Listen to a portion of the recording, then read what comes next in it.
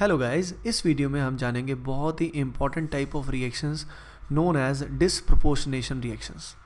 तो आइए जानते हैं with the help of an example कि ये क्या होता है। इस पहले एग्जांपल में हमने लिया है हाइड्रोजन पेरोक्साइड को और इसको हम क्या कर रहे हैं, डिकम्पोज कर रहे हैं। तो it is a decomposition reaction of hydrogen peroxide. अब इस प्रोसेस में हम देखते हैं, हम नोटिस करते हैं ऑक्सीजन जो है इसकी ऑक्सीडेशन स्टेट्स में क्या चेंज आता है। तो देखिए, इनिशियली यहाँ पे ऑक्सीजन का जो ऑक्सीडेशन नंबर होगा, ऑक्सीडेशन स्टेट होगी, इसकी वैल्यू होती है -1, जैसे कि आपको शायद पहले से पता होगा। अब वाटर में इसका जो ऑक्सीडेशन नंबर होता है इट इज़ इक्वल टू -2 और नॉर्मल एलिमेंटल ऑक्सीजन में इसका ऑक्सीडेशन नंबर होता है 0। तो अगर आप ध्यान दें तो ऑक्सीजन का जो इनिशियल ऑक्सीडेशन स्टेट है वो फाइनल से चेंज हो रहा है।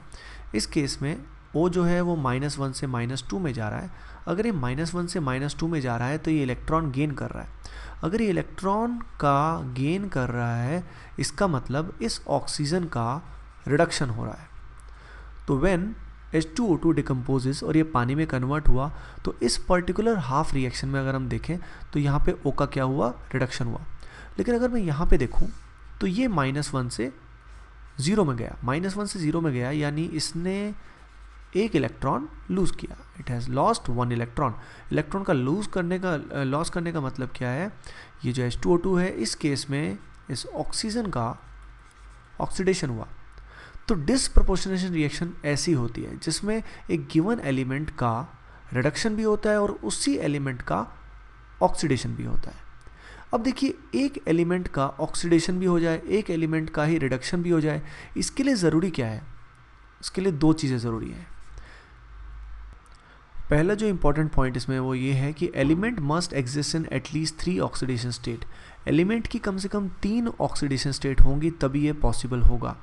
जैसे फॉर एग्जांपल मान लीजिए यहाँ जो एलिमेंट है इसकी 2 ही पॉसिबल ऑक्सीडेशन स्टेट है, तो इसका मतलब है या तो वो ऑक्सीडाइज ही होगा या वो रिड्यूस ही होगा। तो इसलिए कम से कम उसकी 3 पॉसिबल ऑक्सीडेशन स्टेट होनी चाहिए ताकि वो ऑक्सीडाइज भी हो सके और रिड्यूस भी हो सके। एक और बहुत इंपॉर्टेंट बात है कि जो गिवन स्टार्टिंग ऑक्सीडेशन स्टेट है इट मस्ट बी इंटरमीडिएट, यानी ये हाईएस्ट ऑक्सीडेशन स्टेट भी नहीं होना चाहिए और ये लोवेस्ट ऑक्सीडेशन स्टेट भी नहीं होना चाहिए। जैसे कि आप यहाँ पे देख सकते हैं कि O का ऑक्सीडेशन स्टेट है -1 जो -2 और 0 के इंटरमीडिएट में आता है। इससे क्या होगा, -1 जब -2 में कन्वर्ट होगा तो ये होगा रिड्यूस, और जब ये -1 से 0 में कन्वर्ट होगा तो ये क्या होगा, ऑक्सीडाइज। तो ये बहुत ही इंपॉर्टेंट है जानने के लिए कि कोई भी रिएक्शन में डिसप्रपोर्शनेशन का कंडीशन है कि नहीं है, बिकॉज ऐसे केस में इंटरमीडिएट ऑक्सीडेशन स्टेट में होना चाहिए, तभी इस तरह की रिएक्शन हो सकती है। आइए देखते हैं इसके कुछ एग्जाम्पल्स और। देखिए, इस रिएक्शन में फॉस्फोरस जो है एल्कलाइन मीडियम में डिसप्रपोर्शनेशन रिएक्शन करता है। आइए देखते हैं कैसे। एलिमेंटल फॉर्म में जो फॉस्फोरस का ऑक्सीडेशन स्टेट है ऑब्वियसली इट इज़ 0। अब pH3 में अगर हाइड्रोजन का ऑक्सीडेशन नंबर हम 1 असाइन करेंगे तो P का जो ऑक्सीडेशन स्टेट आएगा it will come out to be -3। इसको आप ज़रूर कैलकुलेट करके देखें। और H2PO4 में जो उसका ऑक्सीडेशन स्टेट निकल के आएगा it will be equal to +1। अब अगर आप ध्यान दें कि यहाँ पे जो -3 है ये ऑक्सीडेशन स्टेट लोवेस्ट है, फिर 0 है और फिर +1 है, यानी फॉस्फोरस के 3 ऑक्सीडेशन स्टेट पॉसिबल है। ये अभी कहाँ एग्जिस्ट कर रहा है, इंटरमीडिएट ऑक्सीडेशन स्टेट में एग्जिस्ट कर रहा है। जब ये फॉस्फोरस 0 से -3 में जाएगा तो ये क्या करेगा, ये 3 इलेक्ट्रॉन्स का गेन करेगा। 3 इलेक्ट्रॉन्स के गेन की वजह से इस केस में इसका क्या होगा, रिडक्शन होगा। और जब यहाँ पे फॉस्फोरस कन्वर्ट होगा +1 में तो ऐसे केस में ये 1 इलेक्ट्रॉन का क्या करेगा, लॉस करेगा, और ऐसे केस में इसका क्या होगा, ऑक्सीडेशन। तो डिसप्रपोर्शनेशन रिएक्शन में आपने आई होप बहुत अच्छे से जान लिया है कि जो एलिमेंट होता है उसका ऑक्सीडेशन भी होता है, उसका रिडक्शन भी होता है। अब देखिए, सल्फर जो होता है ये भी एल्कलाइन मीडियम में डिसप्रपोर्शनेशन रिएक्शन करता है।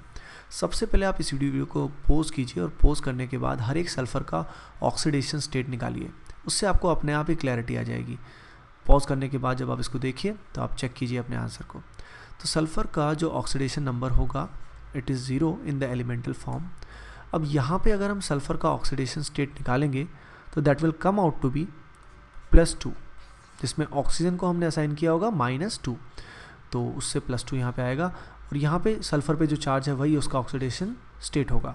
तो जैसे कि आप देख सकते हैं ऑक्सीजन जब सल्फर जब 0 से +2 में जाएगा तो ऐसे केस में ये 2 इलेक्ट्रॉन को क्या करेगा, लूज़, यानी इसका क्या हुआ, ऑक्सीडेशन हुआ। और जब यहाँ पे सल्फ़र 0 से -2 में जाएगा तो ये इलेक्ट्रॉन क्या करेगा, गेन। ऐसे केस में इसका क्या हुआ, रिडक्शन हुआ। Hence it is also a type of disproportionation. आइए अब देखते हैं क्वेश्चन को। इस क्वेश्चन में आपको 4 आयंस दिए हुए हैं, ClO-, ClO2-, ClO3-, ClO4-। आपसे पूछा गया है कि कौन सा यहाँ पे पर्टिकुलर आयन डिसप्रोपोर्शनेशन रिएक्शन नहीं कर सकता। तो देखिए, आप हर क्लोरीन एटम का ऑक्सीडेशन नंबर निकालिए। यहाँ पे अगर आप निकालते हैं तो यहाँ पे इसका ऑक्सीडेशन नंबर आएगा +7। यहाँ पे अगर आप निकालते हैं it will come out to be +5। इसमें आप माइनस कर लीजिए, करेक्शन कर लीजिए, 2 मत लगाइएगा यहाँ पे। ClO2- में इसका ऑक्सीडेशन नंबर आएगा +3 और यहाँ पे इसका ऑक्सीडेशन नंबर आएगा +1। तो देखिए यहाँ पे जो ये ClO4- है, इसमें क्लोरीन का highest oxidation state already achieve हो गया है। अगर ये +7 में ऑलरेडी है तो इसका मतलब अब इसका ऑक्सीडेशन नंबर जो होगा फाइनली वो क्या होगा, डिक्रीज़ होगा, +5 में जाएगा, +3 में जाएगा। अगर ये +5 +3 में जाएगा यानी ये इलेक्ट्रॉन को क्या करेगा, गेन ही कर सकता है, ये इलेक्ट्रॉन को फर्दर लूज़ नहीं कर सकता। तो अगर ये सिर्फ गेन ही कर सकता है, लूज़ नहीं कर सकता है, इसका मतलब इसका रिडक्शन ही पॉसिबल है, इसका फर्दर ऑक्सीडेशन पॉसिबल नहीं है। Hence this will not be able to undergo disproportionation reaction. So guys, I hope you understood disproportionation reaction very clearly कि इसके अंदर उसी एलिमेंट का ऑक्सीडेशन भी होता है, रिडक्शन भी होता है। इसी कारण कम से कम 3 ऑक्सीडेशन स्टेट उसकी पॉसिबल होनी चाहिए, और जो ऑक्सीडेशन स्टेट यहाँ पे रिएक्टेंट साइड में गिवन होनी चाहिए, it must be a intermediate oxidation state. Okay guys, please do share, like and subscribe. Thank you.